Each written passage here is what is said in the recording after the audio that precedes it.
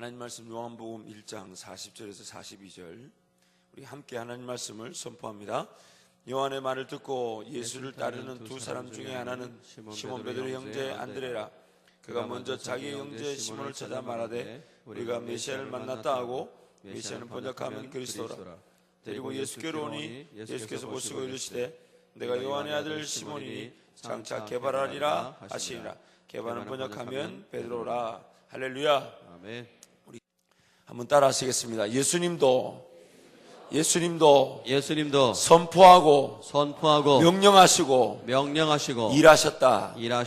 한 번 더 하겠습니다. 예수님도 선포하시고 명령하시고 일하셨다. 항상 이 선포한 명령이라는 것, 우리 삶의 믿음의 세계 첫걸음입니다.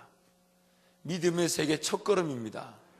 보이지 않는 일이기 때문에 보이지 않는 그 일을 내가 하나님 은혜로 받아들이고 믿으면서 내 입술이 자동적으로 그 하나님의 믿음에 대한 시인을 하게 되는 것이죠. 내 눈에는 안 되는 것처럼 보이지만, 내 눈에는 안 보이지만 하나님 하신다니 있을지어다 그대로 되니라 좋았더라 선포하게 되는 것입니다. 아멘. 오늘 요한복음 1장 40절에 42절 말씀은 베드로를 향한 예수님의 선포입니다. 요한의 제자였던 안드레가 예수님께 와서 예수님 말씀을 들으면서 그 예수님이 메시아라는 것을 철저하게 느꼈습니다. 그래서 자기 형제 베드로에게 가서 말해줍니다. 내가 예수 메시아를 보았다. 그리고 그 베드로를 이끌고 예수님께로 오자 오늘 장면에서 예수님이 베드로 보고 장차 뭐라 하리라? 모래와 같은 존재인 베드로가 나중에 단단한 반석이 된다. 그렇게 선포하고 계십니다. 그리고 우리가 아는 대로 베드로가 점점점 바뀌어져서 예수님을 그렇게 배반하고 예수님을 떠났음에도 불구하고 기어이 성령을 받고 사도행전에 나오는 정말 그 예수님을 죽였던 무리들 앞에서 분명히 자기가 벌벌벌 떨어서 예수를 죽이는 그 무리 앞에서 세 번을 부인했던 베드로가 예수를 죽였던 대제사장과 무리 앞에서 우리가 보고 들은 것을 어찌 말하지 않으랴, 매 맞는 것, 감옥에 갇히는 걸 두려워하지 않고 선포하는 사람으로 바뀌어지게 됩니다. 이쯤 되면 좀 궁금합니다. 도대체 베드로에게 어떤 일이 일어났길래 이렇게 바뀌었을까? 그리고 이걸 베드로의 사건을 통해서 유명한 신학적인 용어로 베드로 법칙이다라고 말합니다.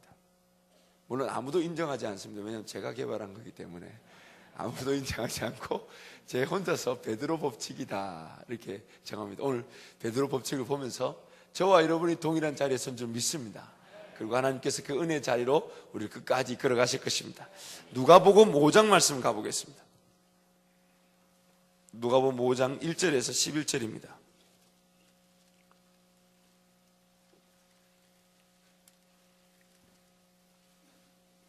누가복음 5장 1절에서 11절 말씀을 제가 앉아 여러분이 앉아 교독하겠습니다. 무리가 몰려와서 하나님의 말씀을 들을새 예수는 게네사렛 호숫가에 서서 호숫가에 배 두 척이 있는 것을 보시니 어부들은 배에서 나와서 그물을 찢는지라. 예수께서 한 배에 오르시니 그 배는 시몬의 배라. 육지에서 조금 떼기를 청하시고 앉으사 배에서 무리를 가르치시더니 말씀을 마치시고 시몬에게 이르시되 깊은 데로 가서 그물을 내려 고기를 잡으라. 시몬이 대답하여 이르되 선생님, 우리들이 밤이 새도록 수고하였으되 잡은 것이 없지만은 말씀에 의지하여 내가 그물을 내리리이다 하고 그렇게 하니 고기를 잡은 것이 심이 많아 그물이 찢어지는지라. 이에 다른 배에 있는 동무들에게 손짓하여 와서 도와달라 하니 그들이 와서 두 배 처음에 잠기게 되었더라. 시몬 베드로가 이를 보고 예수의 무릎 아래 엎드려 이르되 주여 나를 떠나소서 나는 죄인이로소이다 하니 이는 자기 및 자기와 함께 있는 모든 사람이 고기 잡힌 것으로 말미암아 놀라고 세베대의 아들로서 시몬의 동업자인 야고보와 요한도 놀랐습니다. 예수께서 시몬에게 이르시되 무서워하지 말라 이제 오르는 네가 사람을 취하리라 하시니 함께합니다. 그들이 배들을 육지에 대고 모든 것을 버려두고 예수를 따르니라. 아멘. 아멘. 안드레의 손에 이끌려서 예수를 만났던 베드로, 그리고 그 베드로에게 예수님이 선포하셨고 선포하신 대로 예수님이 이루어 가시는데 그 이루어 가시는 첫 번째 만남이 바로 누가복음 5장 1절에서 11절입니다. 예수님이 지금 무리들이 예수님이 말씀을 들으려 몰려왔습니다. 게네사라 호숫가에 왔는데 다른 복음서의 말씀 보면 무리들이 자꾸만 예수님께 가까이 와서 들으려고 하다 보니까 이 호숫가에 섰던 예수님이 자꾸만 뒤로 가게 되니 물이 있어서 못 가니까 저기서 이렇게 보십니다. 그래서 여러분 2절 말씀 보십시오. 시작. 호숫가에 배 두 척이 있는 것을 보시니 어부들은 배에서 나와서 그물을 씻는지라. 3절. 예수께서 한 배에 오르시니 그 배는 시몬의 배라. 그 시몬의 배가 하나 있었던 걸 예수님이 의도적으로 보시고 시몬을 찾아가셨습니다. 지금 베드로와 시몬과 예수님이 안면이 있습니까 없습니까? 안면이 있어요 없어요? 형 안드레를 따라 예수님을 만나러 한번 왔지 않습니까? 그리고 예수님의 선포가 이미 있었던 장면이고, 그리고 이제 예수님이 무리를 가르치신 중에 베드로를 만나는 장면. 의도적으로 시몬 베드로의 배에 오르셨죠. 왜? 한번 만난 적이 있으니까. 시몬 베드로의 배에 올랐습니다. 말씀을 다 전하신 후에 뜬금없이 그 베드로에게 깊은 데로 가서 그물을 던져라, 그렇게 말씀하십니다. 그러자 5절 말씀 함께 갑니다. 시작. 시몬이 대답하여 이르되 선생님, 우리들이 밤이 새도록 수고하였으되 잡은 것이 없지만은 말씀에 의지하여 내가 그물을 내리리라 하고, 지금 베드로가 깊은 데로 가서 그물을 던지라는 그 말씀에 예수님, 우리가 밤 새도록 잡아봤지만 한 마리도 못 잡아봤어요. 한 마리도 못 붙잡았습니다. 그러나 말씀에 의지하여 세 가지 가능성 중에 하나겠죠. 첫 번째는 깊은 데로 가서 그물을 내려라 하는 그 말씀에 압도되어서 순종했겠죠. 두 번째는 지금 예수님이 배 위에서 말씀을 무리들에게 전하고 계실 때에, 배를 띄워서 배 위에서 무리들에게 말씀을 전하고 계실 때 베드로는 지금 어디 있습니까? 지금 베드로가 어디 있습니까? 지금 누구 배에 오르셨고 누가 배를 지금 몰고 있습니까? 시몬 베드로가 배를 몰고 있죠. 예수님이 말씀을 전하실 때에 예수님의 말씀을 가장 가까이서 들은 사람이 누굽니까? 베드로입니다. 그 예수님의 말씀을 듣다 보니 그 말씀에 압도되어서 예수님 말씀에 순종했거나, 혹은 예수님 말씀 그 자체에 권세가 있어서 순종했거나, 어떻게든 이 베드로를 찾아가신 예수님 때문에 자기 배에서 말씀을 전하는 그 순간 가장 가까이서 말씀을 듣던 베드로가 깊은 데로 가서 그물을 던져라 하니까 밤이 맞도록 고기를 잡으려고 했지만 못 잡았지만 말씀에 의지하여 내리겠습니다 하고 탁 내립니다. 그래서 그물을 내렸더니 어떤 일이 일어났습니까? 호응을 해주셔야 진도가 착착착 나고 여러분 기도를 더 많이 하실 수가 있습니다. 물론 기도를 안 하시기 위해 시간을 끄시는 것도 될 수 있겠지만, 말씀에 의지하여 그물을 내렸더니 자기 혼자 들 수 없을 만큼 되어서 우리가 하는 대로 야고보와 요한까지 불러서 그물을 끌어올리게 되죠. 그리고 성경이 이렇게 말합니다. 자기와 함께한 자들이 이 일을 보고 놀라니. 그리고 그들이 배들을 육지에 대고 예수님을 쫓아갑니다. 그런데 여러분, 한 가지 우리가 궁금점이 있습니다. 8절 말씀 함께 갑니다. 시작. 시몬 베드로가 이를 보고 예수의 무릎 아래에 엎드려 이르되 주여 나를 떠나소서 나는 죄인으로소이다. 지금 예수님 말씀에 그물을 내려서 고기를 많이 잡았어요. 근데 많이 잡고 난 다음에 베드로가 한 행동을 보십시오. 예수님 무릎 아래 탁 굴더니 뭐라 그럽니까? 뜬금없는 고백을 하는 것 같아요. 이 고백은 어디서 나온 걸까요? 예수님의 가르침이 무엇이 있는지를 베드로가 지금 드러내고 있습니다. 예수님이 처음으로 복음을 가르치실 때 제일 먼저 했던 말이 뭡니까? 예수님이 제일 첫 번째 외치셨던 말씀이 뭡니까? 회개하라, 천국이 가까웠느니라. 우리의 죄인됨을 철저하게 인정하는 말씀을 말씀하셨죠. 무리들에게 말씀하셨던 그 내용이 베드로 귀에 들렸지만은, 그것이 베드로가 직접 예수님 말씀에 순종해서 고기를 낚는 순간 그 말씀이 베드로에게 그대로 고쳐버린 것입니다. 그래서 그 말씀, 이 말씀이 정말 진리이고 진실이구나. 그래서 베드로 입으로 예수님이 가르치셨던 그 내용을 그대로 인정하는 것입니다. 주여, 나는 죄인입니다. 나를 떠나소서.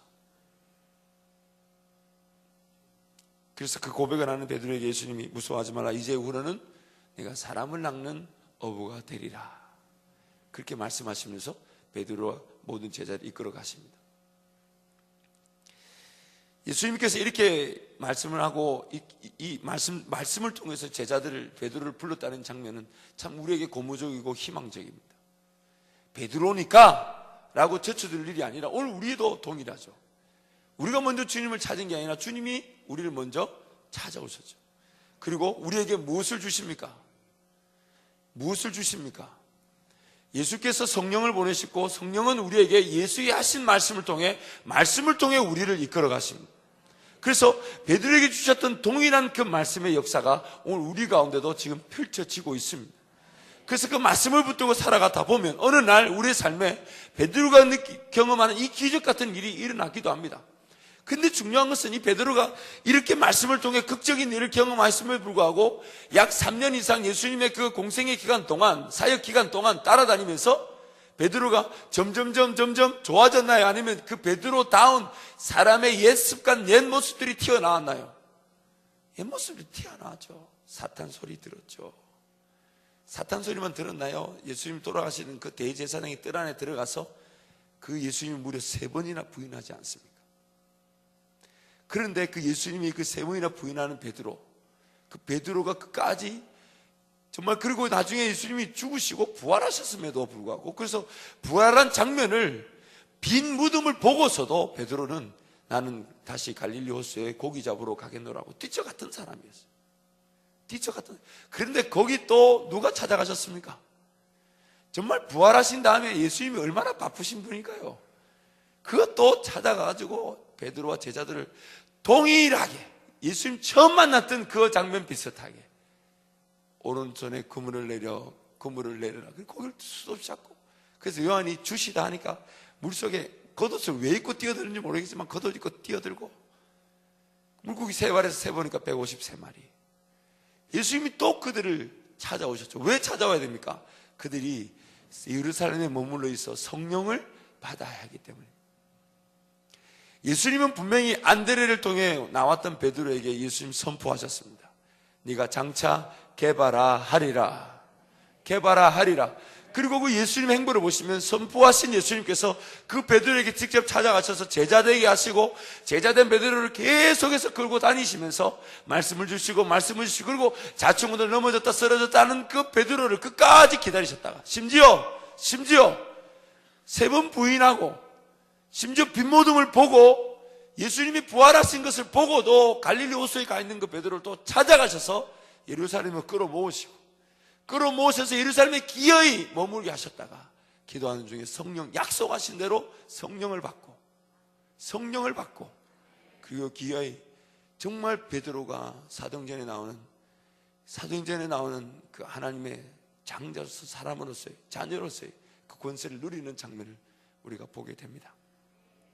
그래서 베드로 법칙이다 할 때 6가지 형태가 나타납니다. 첫 번째는 만남이죠. 안드레를 통해서 예수님을 만나고, 두 번째 예수님이 베드로를 찾아오셔서 말씀을 통해 따르게 하시고, 그러나 따르는 중에 수많은 배반과 의심과 또 사탄 소리 듣는 이런 자충우들 자기의 모든 것들이 드러나는 경험이 있게 하시고, 그리고 난 다음에 다시 도망간 그 자리, 또 옛날 고기 잡으러 간 그 자리에 돌아가셔서 예수님 불러들이신 다음에 약속하신 성령을 예루살렘에서 받게 하시고, 그리고 성령 받은 이후에 예수님의 사람다운 제자다운 쓰임을 받게 하셨던 것.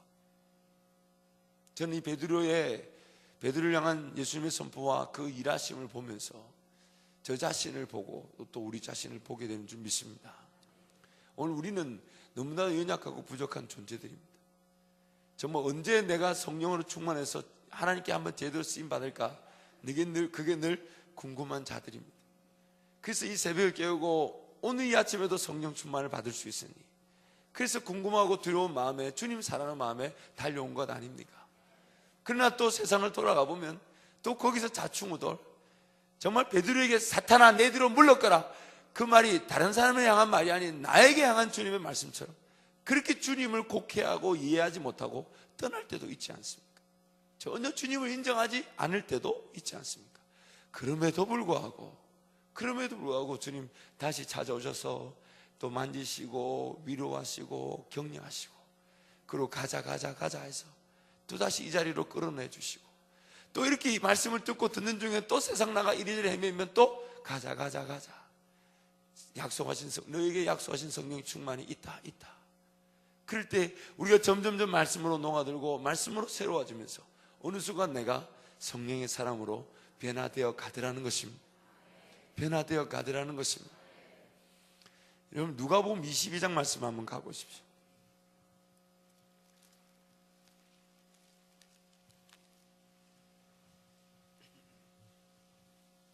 22장 60절에서 61절. 누가복음 22장 60절에서 61절. 함께 갑니다. 시작.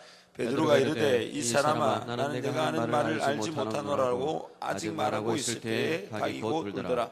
주께서 돌이켜 베드로를 보시니 베드로가 주의 말씀 곧 오늘 닭 울기 전에 내가 세 번 나를 부인하리라 하심이 생각나서 밖에 나가서 심히 통곡하니라. 우리 예수님 지금 대제사장의 뜰에서 핍박받고 조롱당하고 고통당하신 중에도 그 대제사장의 뜰에서 예수님 부인하는 그 베드로를 잊지 않고 기억하셨다가 세 번 부인하고 다 울자마자 예수님 베드로를 탁 이렇게 보고 계신데, 베드로가 부인하자마자 다 울면서 예수님을 쓱 보는데 지금 이 헬라어 원어로 보면 예수님과 베드로가 눈이 마주쳤습니다.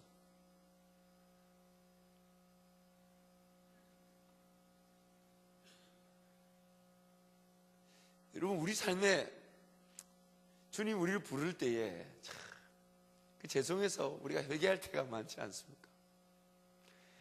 우리는 주님을 잊고 우리 나름대로 그냥 주님 잠시 이 순간 잊어주십시오 하고 살아할지 몰라도 주님 우리를 포기하지 못하십니다. 요한복음 12장 말씀에 자기 사람들을 사랑하시되 끝까지 사랑하시니라. 그래서 핍박당하는 중에서도 예수님 베드로를 생각하고 계셨어요. 그리고 세 번 부인하고 다 굴고, 그리고 주님은, 왜냐하면 지금 그들은 뭐하러 갔습니까? 그들은 주님이 어떻게 고통당하신지 그거 보러 갔는데, 그래서 실컷 부인하고 다시 그 대제사장의 뜰에 있는 모든 사람들이 예수님 보고 있는 중에 자기도 쓱 보는데 주께서 베드로를 돌이켜 보시니, 끝까지 포기하지 않으시는 이 예수님의 이 모습, 그리고 예수님과 눈이 마주치는 순간 그 예수님의 말씀이 생각나겠어요? 안 나겠어요? 생각나겠습니까? 안 나겠습니까? 여러분 22장 같은 장 30절 말씀, 31절 32절 말씀 함께 갑니다. 시작. 시몬아 보라 사탄이 너희를 밀가부르듯 하려고 요구하였으나 그러나 내가 너를 위하여 내 믿음이 떨어지지 않기를 기도하노니 너는 돌이킨 후에 내 형제를 굳게 하라. 사랑하는 성도 여러분, 오늘 저와 여러분의 삶을 베드로와 같이 이끌어 가시는 분이 바로 우리 예수님이십니다.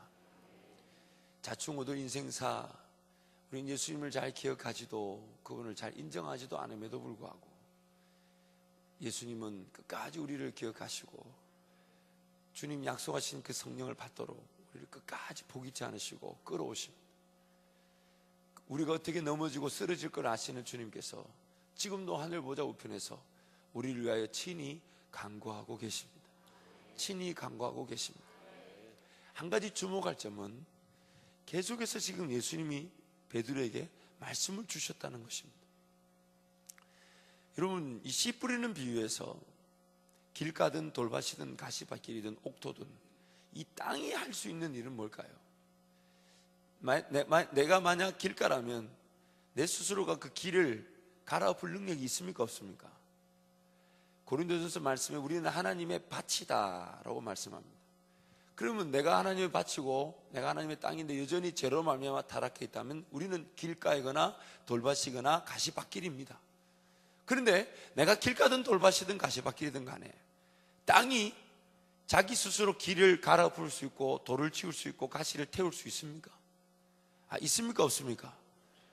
그럼에도 불구하고 그 땅에 뭐가 뿌려집니까? 뭐가 뿌려집니까? 씨가 뿌려집니다. 그러면 땅의 입장에서 할 수 있는 건 뭘까요? 땅의 입장에서 할 수 있는 건 딱 하나밖에 없어요. 그 씨를 품고 있는 거예요. 그 씨가 뭡니까? 하나님의 말씀이죠. 그 씨를 품고 있는 거예요. 그러면요, 그 씨, 하나님의 말씀이 씨가 되어 뿌려졌다는 이유로, 그 말씀이 실패할 수 없다는 이유로 농부 되신 하나님이 그 말씀 때문에 그 길가를 갈아 엎어버리십니다. 그 말씀 때문에 돌을 치워버리십니다. 그 말씀 때문에 가시를 완전히 태워 없애버리십니다. 왜요? 말씀이 뿌려졌기 때문에. 그러나 그 말씀이 끊임없이 마귀의 유혹에, 세상의 재리와 유혹에, 욕심에 자라지 못하는 것이 오늘 우리의 환경이죠. 그럴수록 땅이 할 수 있는 건 뭐다? 땅이 할 수 있는 건 뭐다? 말씀을 품고 있는 것밖에 없습니다. 말씀을 품고 있는 것밖에 없습니다.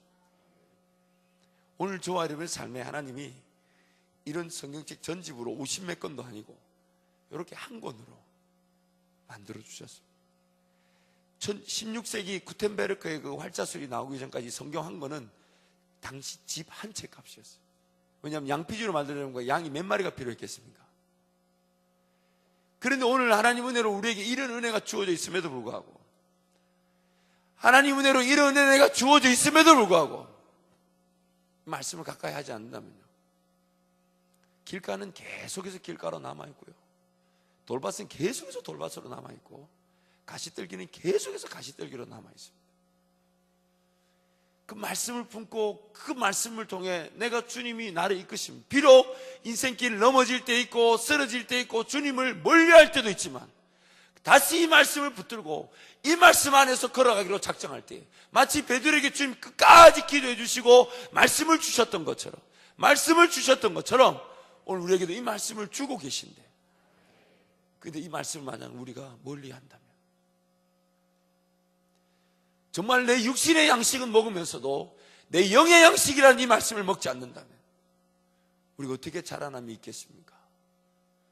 그래서 다른 데 쳇바퀴 돌아가듯 인생길 계속 그렇게 돌아가 버리고, 근데는 나만이 걸어갈 꿈과 비전, 하나님 나에게 주실 놀라운 은혜, 나만이 걸어갈 인생길을 걸어가기보다는 그 여러 사람 중에 한 사람으로 그렇게 전락될 수 있습니다.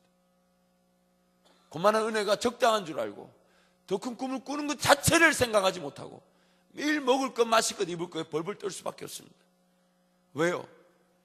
그게 바로 돌밭이고 길가고 가시밭길입니다.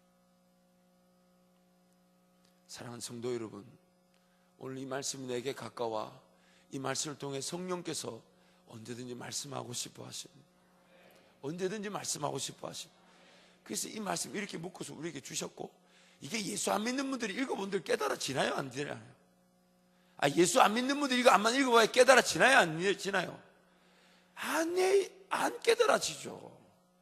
근데 깨달을 수 있는 성도가 안 읽으면 말짱 도루묵이죠. 생명을 걸어야 될 것이 있다면 무엇일까요? 하나님의 말씀과 기도인 줄 믿습니다. 하나님 말씀과 기도인 줄 믿습니다. 그러다 어느 날 말씀을 가까이 하고 기도하며 하나님 은혜를 구하고 있는 날, 하나님 예수께서 분명히 약속하신 대로 성령을 부으셨던 것처럼 저와 여러분이 성령 충만함을 받고 뜨거워져서 정말 뒤를 돌아볼 수 없는 은혜의 길을 걸어가게 될 줄 믿습니다. 은혜의 길을 걸어가게 될 줄 믿습니다. 저와 여러분의 삶이 이 말씀에 붙들린 바 돼야 합니다. 이 말씀에 붙들린 바 돼야 합니다. 제가 어제 청년들하고 성경 공부를 하면서도 강조했던 부분이 무엇이냐면, 여러분 이 말씀, 즉 나의 영적 위치들, 내가 하나님의 자녀라고 하는 그 하나님의 자녀다운 영적 권세들, 자녀의 정체성, 하나님의 자녀다운 정체성, 이런 것들을 확인하지 못하고, 또한 영적 세력들, 마귀의 현재 위치들, 우리의 영적 어떤 공간의 위치, 우리가 지금 처한 상황들, 이런 것들을 깨닫지 못하면요, 아무리 하나님 앞에 나만을 걸어갈 길을 달라 해도 하나님 말씀해 주실 수가 없어요. 객관적인 말씀 위에서 걸어가지 않으면 나만이 걸어갈 주관적인 말씀이 결코 주어지지 않습니다. 수학 공식 하나 제대로 외우지 못한 사람들이 화학자가 될 수 없는 것과 마찬가지예요. 오늘 저와 여러분에게 허락하신 이 말씀을 붙들고, 이 말씀이 하나님 말씀이 말하는 대로, 이 말씀이 말하는 대로 내 어떤 영적 실체를 발견하고 하나님을 의지할 줄 알고 하나님 그분을 기대할 줄 알며 하나님과의 전적인 동행을 의지하며 살아갈 줄 안다면 그 사람만이 들을 은혜의 길을 걸어가게 되어 있습니다. 걸어가게 되어 있습니다. 여러분, 하나님 말씀에 객관적인 이 말씀을 이해하지 못하는데 하나님 어떤 방법으로 여러분의 갈 길을 말씀하실 수 있을까요? 하나님께서 이 객관적인 말씀을 잘 숙지하고 못하고 있는 여러분한테 어떻게 하면 여러분이 걸어갈 길을 말씀하실 수 있을까요? 환상을 보여준 줄 믿겠습니까? 꿈을 보여준 줄 믿겠습니까? 외부 환경을 바꾼 줄 믿겠습니까? 하나님을 이해하지 못한 자들에게, 하나님을 전혀 알지 못한 자들에게 그들만이 걸어갈 일을 말씀할 방법이 없습니다. 첫 번째, 순종의 능력도 없고, 두 번째, 하나님 말씀하시는 것에 대해서는 이해할 만한 능력조차 없습니다. 깨닫지를 못하는 거예요. 이 말씀이 분명히 나를 새롭게 하고 나를 정화시켜서 예수 그리스도와 동행하는 그 동행이 더 즐겁게 만들어가게 하시고, 예수 그리스도를 아는 지식에 거하게 하시고, 그리스도의 장성한 분량에까지 이르게 하실 것인데, 그게 이르렀을 때에 정말 그때부터 나만이 걸어갈 길이 보여지고 깨달아지고 순종되어지고 이해되어지고 붙잡아지는 건 아니냐 말이에요. 근데 이 말씀 멀리하다 보니, 그래서 아무리 기도해도 응답이 없다. 하나님의 마음을 모르는 거 아닙니까? 그러니까 야고보서 말씀이 뭐랍니까? 구하여도 얻지 못하면 내 정욕으로 쓰려고 잘못 구함이니라. 하나님을 이해하지 못하니 내 기도조차도 하나님의 그 마음과 하나님의 뜻과 원리에 따라 기도하는 것이 아니라 내가 하고 싶은 걸 하고 내 눈에 띄는 거 하고 내가 원하는 걸 기도하더란 말이에요. 하나님 말씀을 떠나 사는 것이 얼마나 비참한지 여러분 걸어가 보시고 경험하시겠어요? 하나님 말씀이 오늘 우리에게 주어졌다는 것은 책임도 요구되는 것입니다. 하나님 말씀이 우리에게 주어졌다는 것은 말씀의 원리대로 걸어갈 열매를 맛볼 기쁨이기도 하지만, 이 말씀을 무시했을 때에 이스라엘 백성들이 그렇게 당했던 그 책임이 오늘 우리에게도 동일하게 요구되고 있습니다. 사랑하는 성도 여러분, 주의 말씀이 생명의 밥인 줄 믿습니다. 주의 말씀이 생명인 줄 믿습니다. 주의 말씀만이 나를 바꾸고 세우시는 줄 믿습니다. 그러므로 여러분, 이 말씀이 날마다 묵상돼요. 그래서 여호와는 나의 목자, 시편 1편 말씀에 복 있는 사람 악인의 길을 쫓지 않고 죄인의 길을 서지 않고 오만 자리에 자리 앉지 않고 오직 여호와의 말씀을 주야로 묵상하는 자로다. 저는 시냇가의 신문나무가 시절 쫓아 가시를 맺은 같이 그 잎사귀가 마르지 않으며 그 하는 일 모든 일이 형통하리로다. 하나님이 우리에게 많은 걸 요구하셨다면 이것도 해야 됩니다. 그 다음엔 이렇게 해야 됩니다. 그 다음 이렇게 해야 됩니다. 그 다음 이렇게 해야 된다. 우리 참 많이 좌절하고 힘들고 포기했을 거예요. 그러나 이미 이 말씀을 기록한 성령이 우리 안에 계시고, 그 성령이 기록한 말씀으로 우리에게 동일하게 초대교회 그 제자들, 사도들에게 주셨던 그 은혜를 우리에게 주시기를 원하고 계십니다. 그러므로 이 말씀이 주야로 묵상되기를 축원합니다. 이 말씀만이 주야로 묵상되기를 축원합니다. 예수님이 우리를 향하여 너희들을 내가 사람을 낚는 어부가 되게 하리라 하시고 이 말씀을 통해 우리를 빚어가고 계십니다. 이 말씀이 우리를 빚어가고 있는 줄 믿습니다. 그러므로 이 말씀이 주야로 묵상되어서 날마다 이 말씀을 꿀보다도 더 달다 외치면서, 꿀송이보다 더 달다 외치면서 이 말씀을 깨닫고 깨달은 그 위에서 선포하고 명령하고 또 깨달은 그 위에 선포하고 명령하고, 그 이 말씀이 점점점 내 삶에 녹아들어가고 녹아들어가다가 어느 날 그 성령을 깊이 조우 만나게 될 때에 말씀의 그 폭발력이 일어나게 되는 것입니다. 그 폭발력이 일어나게 될 때 예전에 내가 두려워했던 거, 예전에 내가 내려놓지 못했던 거, 예전에 내가 죽이지 못했던 것들이 한 방에 끝이 나고, 성령을 만났던 베드로가 그 다음 행보가 어찌 됩니까? 그가 두려워해서 예수님을 3번 부인했던 그 그룹들 앞에서 옥에 갇히고 매맞기를 두려워하지 않고 담대히 복음을 전했던 사람들 바뀌었던 것처럼 오늘 우리도 그 길을 걸어가고 있는 것입니다. 말씀을 대할 때마다 이제 그런 기대가 차고 넘칠 줄 믿습니다. 말씀을 대할 때마다 여러분 뭔가 모르겠다 하면 우리 지구 목사님들이나 다른 목사님들한테 그런 것 좀 카톡으로 물어봤으면 좋겠어요. 계속 하나님의 뜻인지 아닌지도 모른 채 기도 제목, 물론 기도 제목도 중요하죠. 그러나 말씀을 묵상하는 중에 그 말씀 이런 게 목사님 어떻게 생각하세요? 제가 묵상하는데 참 이해하기가 쉽지 않아요. 그런 걸로 우리 목사님들 좀 바쁘고 행복해하고 그런 어떤 기쁨들, 제가 이 얘기를 일전에도 했는데 또 새롭게 듣는 것처럼 들으시는 이 분위기, 안 하고 있다는 얘기죠. 여러분, 사랑하는 성도 여러분, 이 말씀이 이제 성령께서 여러분에게 직접 가르쳐 주십니다. 직접 가르쳐 주십니다.